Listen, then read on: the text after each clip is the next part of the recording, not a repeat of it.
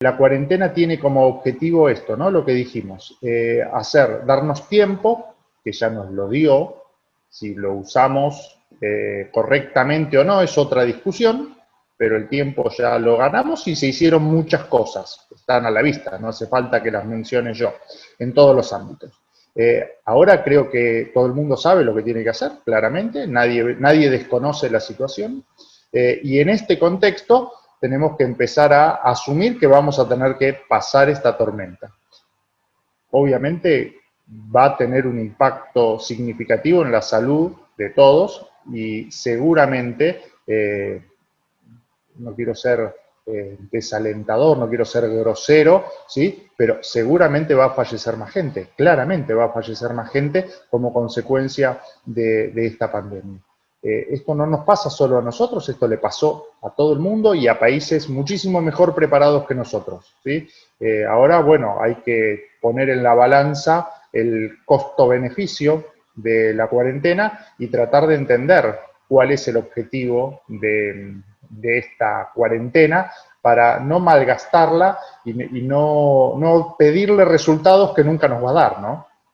Tengo conocimiento de algunos, sin infringir el derecho a la privacidad de cada uno de los pacientes, queda claro que muchos de los pacientes fallecieron como consecuencia de patologías de base que con coronavirus evolucionaron más rápido de lo que uno esperaría como consecuencia de su patología de base, ¿sí? A ver, no es lo mismo que alguien absolutamente sano tenga que afrontar una enfermedad que alguien que ya tiene un montón de patologías de base y tiene lo que podríamos denominar groseramente como menos resto, ¿sí? Para afrontar una enfermedad. En este contexto, siendo claro, a ver, definitivamente hay gente que falleció con coronavirus y no a causa del coronavirus, pero hay gente que a pesar de que tenía patologías de base, si no hubiera tenido coronavirus no hubiera fallecido, es decir, tiene más que ver con el haber adquirido esta infección, y si no hubiera adquirido esta infección no hubiera fallecido en este momento, si por su patología de base su expectativa de vida hubiera sido más larga. Es un poco complejo de poner en palabras sencillas, pero básicamente esa es la idea, ¿no? El fallecer con coronavirus o de coronavirus, ¿no? Parece una diferencia en las palabras muy chiquita, pero en la práctica realmente es una diferencia muy, muy grande y es en algún punto el punto de quiebre, ¿sí? Para que muchos opinen que la cuarentena y que muchas de las medidas que se toman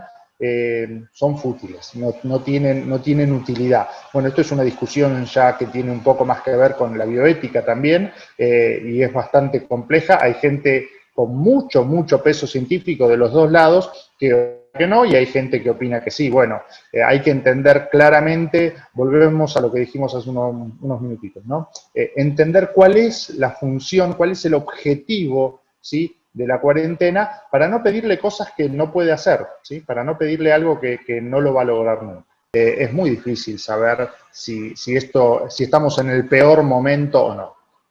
Claramente Ushuaia y Río Grande están en dos situaciones diferentes.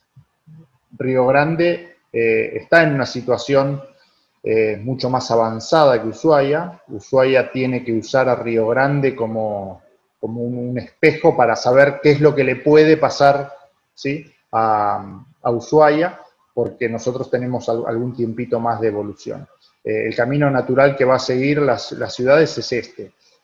Obviamente la gran pregunta es la que me hiciste, ¿no? ¿Es este el techo? ¿Es este el peor momento o todavía podemos seguir empeorando? Creo que si no se toman las medidas, y acá podemos discutir largo cuáles son las medidas, creo que si hacemos de cuenta que acá no pasó nada y que esto ya pasó, la situación se va a poner muchísimo más fea. Y cuando digo muchísimo más fea, hablo de más contagiados y de más muertos.